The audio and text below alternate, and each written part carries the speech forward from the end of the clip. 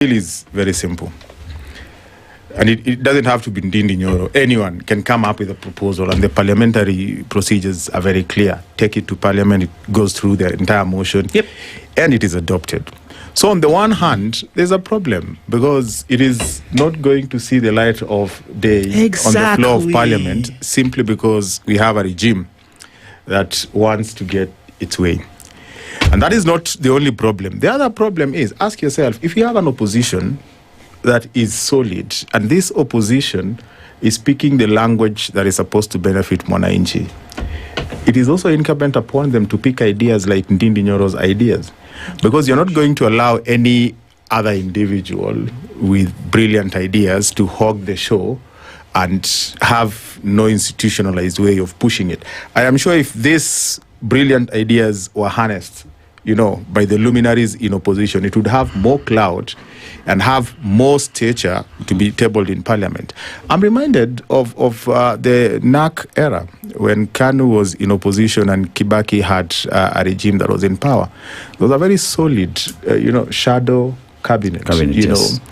And the finance shadow cabinet minister back then, Bill Okero, was very solid with ideas, and he used to articulate them on the floor of parliament. And Kibaki, being the prudent president that he was, benefited from those ideas. I think so. If you look at what is happening today, I think we have a president who probably wouldn't want anyone to steal the show. He would want to be the alpha and omega of all this. So even every brilliant idea that originates from any other quarters, individuals will end up getting frustrated. And I think that's the frustration we have with the opposition, that the opposition has not harnessed divergent opinion and put them together in such a way that it becomes impossible for parliament to repulse that. Because you can't tell me that all these big leaders don't have members of parliament who are following them. So why would members of parliament, for instance, make noise in a rally with Kalonzo Musyoka, others make noise with Matiang'i, others with Rigiji, instead of harnessing ideas? For the last few years, our expectation was very simple.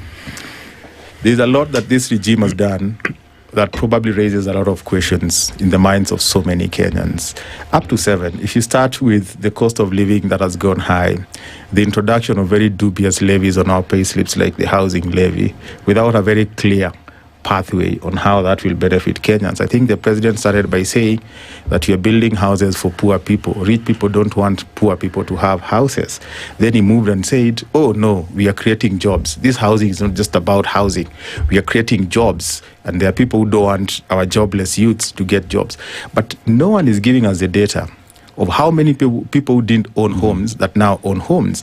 Now, how many people are employed in the service sector that supports the housing industry who've gotten jobs?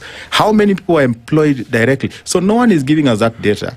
And you'd expect the opposition to be at the forefront of, first of all, ensuring that whatever plans this government had, they are diligently executed. They are not doing that. And then number 2, you'd expect them to give us a policy framework and say, now, this is what this regime has instituted. This is how it is not working for Kenyans.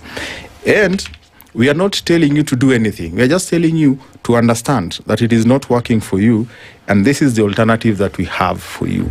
This is how this alternative is going to work. Now, keep this in mind. This is how they're doing it wrong. This is how we promise to do it right as we go into 2027. For as long as they're not doing that, they're not keeping this government in check, and they're not offering that alternative that Dismas is talking about.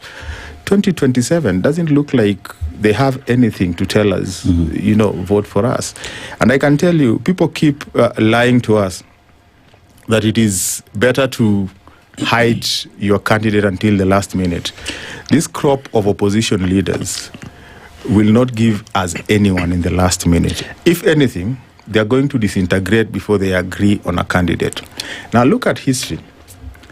In 1992, in the run-up to the 1992 general election, that's the same thing we were promised when Ford was Ford, Forum for the Restoration of Democracy. They were moving together saying that because Moi will scuttle us, let us just work in this forum and then we'll unleash a candidate last minute. Isn't that the same party that the Speaker of the National Assembly is still party leader for? Yes, yes. But I'll come there. Just checking. Then what happened?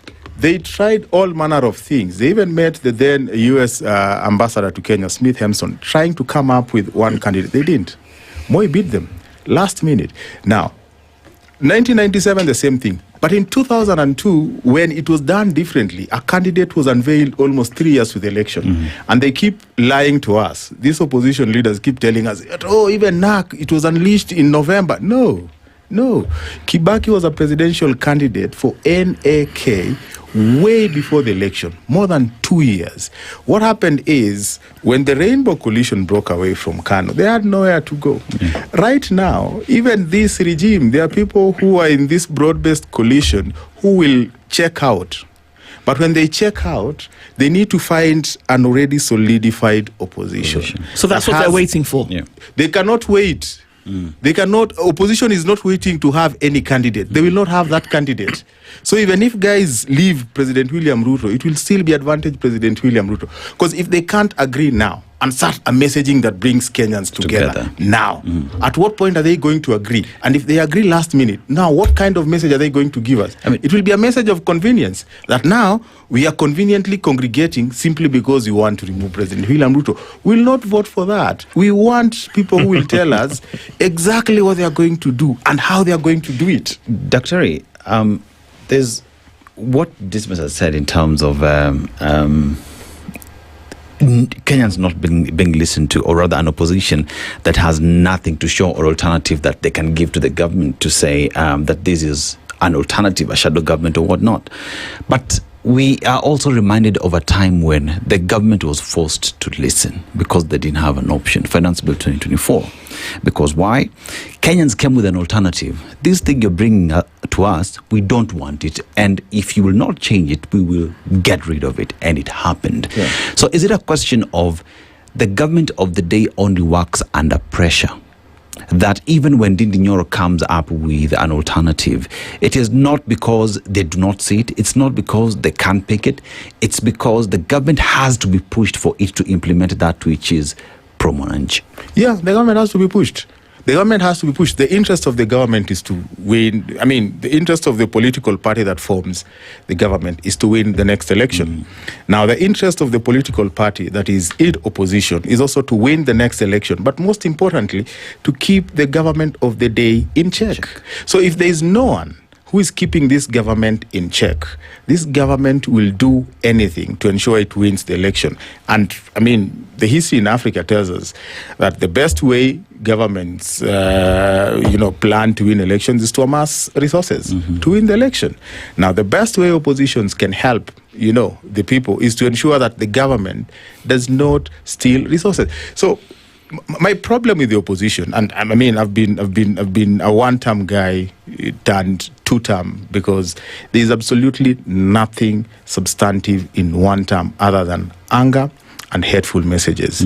They have failed terribly to help us understand what this government is doing that is either in our interest or not in our interest. They have failed terribly to remind this government that this government made promises which it has since run away from. Now, if an opposition cannot help us keep the government in check, if a leadership that promises to change the lives of Kenyans cannot even help Kenyans see the ills that are committed by this government, what guarantee is there that they are not just looking for an opportunity to do worse than this regime?